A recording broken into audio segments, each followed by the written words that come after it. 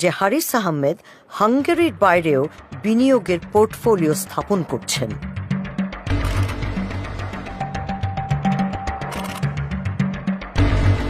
সেই একই মিথ্যা পরিচয় ব্যবহার করে তিনি ফ্রান্সে গড়ে তুলছেন এক ব্যবসায়িক সাম্রাজ্য।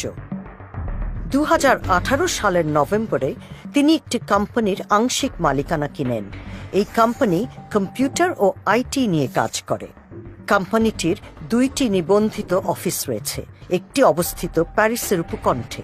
সেখানে মোবাইল ফোন বিক্রি করা হয়, পাশাপাশি রয়েছে ইন্টারন্যাশনাল মানি ট্রান্সফারের ব্যবস্থা। 2019 সালে হারিসের উদ্যোগে গতি পায়। মাত্র 7 মাসের ব্যবধানে হারিস আরও 4টি কোম্পানির আংশিক মালিকানা ক্রয় করেন। এপ্রিল মাসে তিনি স্নিগ্ধা নামক একটি ফাস্ট ফুডের ব্যবসা শুরু করেন। তারপর মে মাসে তিনি TPTY নামক একটি রিটেল কোম্পানি